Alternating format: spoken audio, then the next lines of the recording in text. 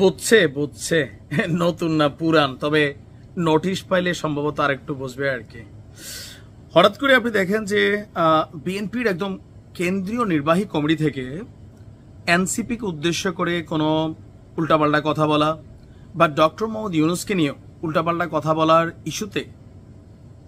ইস্যুতে আপনার দুলু এবং বুলু দুইজনের বিরুদ্ধে কিন্তু বিএনপির কেন্দ্রীয় কমিটি থেকে একটা নোটিশ আসছে, সতর্ক করা হয়েছে তাদেরকে। এখন দুলুবাইটার পিছনে বিএনপির নেতাকর্মীদের মন্তব্য যৌক্তিক, কারণ হাসনাত এমন কথা বলছে যেটা রিয়াকশনে দুলুবাই বলছে, তবে তার যেহেতু বয়স বেশি তিনি এটা বলতে পারেন কিনা এই জায়গা থেকে।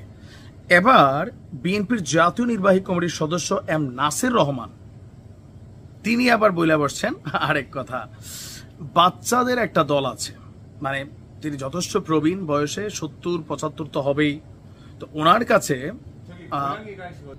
তো যাই হোক তিনি এখানে দুইটা বক্তব্য দিয়েছেন। আমার মনে হয় তিনিও খুব শীঘ্রই একটা চিঠি পাইতে পারেন।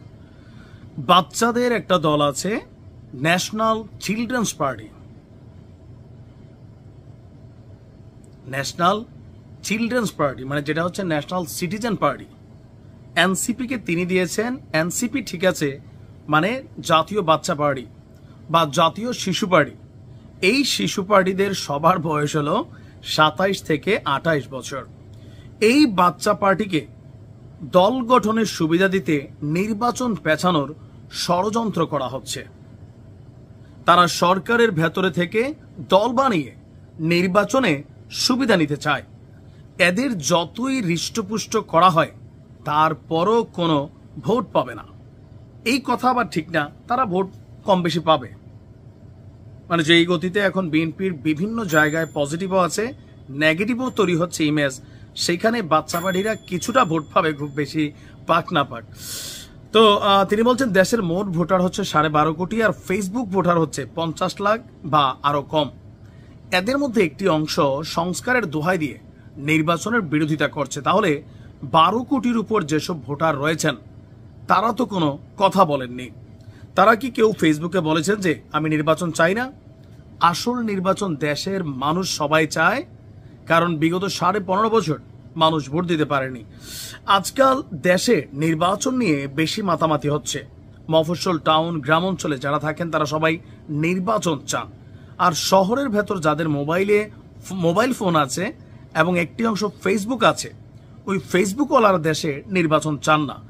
ফেসবুক খুলে কমেন্টে দেখবেন তারা নির্বাচন চায় না, তারা 5 বছর ডক্টর ইউনূসকে চায় বলেও কমেন্ট করে, পোস্ট করে। এরা হলো ফেসবুক ভোটার। তো অনেকটা ধৈর্য হারিয়েছেন, কথার মধ্যে বোঝাই যাচ্ছে। আবার ওনাদের এই যে অভিযোগগুলো, এগুলো অনেক কারণে, আবার অনেকে বিশ্বাসও করে, বিশেষ করে ডক্টর মোহাম্মদ ইউনূসের একটা অবস্থানের কারণে, যে নির্বাচনের রোডম্যাপটা কবে, তফসিল কবে, ভোট কবে, মানে এই বিষয়গুলো নিয়ে যখন তিনি স্পষ্ট কথা বলেন না, বরঞ্চ নিরপেক্ষ সরকার হিসাবে জুলাই আগস্ট আন্দোলনের সবচেয়ে বড় স্টেক হোল্ডার হিসাবে বিএনপিকে বিশ্বমঞ্চে নির্বাচন নিয়ে তিনি যেভাবে কালারাইজড করেছেন, সেইটা নিয়েও স্বাভাবিক মানুষের কাছে তখন প্রশ্ন হয়ে গেছে যে ডক্টর ইউনূস আসলে কি চান। সেই জায়গা থেকে বারবার এনসিপির নামটা আসে, যে বড় বড় রাজনৈতিক দলগুলো ডক্টর ইউনূসের সাথে দেখা করতে গেলে 7-8 বার অ্যাপয়েন্টমেন্ট নিতে হয়, আর নাহিদ তারা নাকি গিয়া শোয়ার রুমে ঢুকে যেতে পারে, এমনটাও কিন্তু বিএনপির নেতারা বলে। সো এগুলো থেকে মানুষের কাছে মনে হয়। আবার বিএনপিকে নিয়ে যখন তিনি নিজেই এটা বক্তব্য দিচ্ছেন, ওইসব জায়গা থেকে এই যে মুরব্বী যারা নেতারা আছেন তারাও ধৈর্য হারায়। আসলে কি এরকম যে ডক্টর মোহাম্মদ ইউনূস কোনো ষড়যন্ত্রে লিপ্ত আছেন এনসিপিকে বিশেষ সুবিধা দিতে? অনেক মানুষ কিন্তু এটা মনে করেন, আবার অনেকে মনে করেন যে না।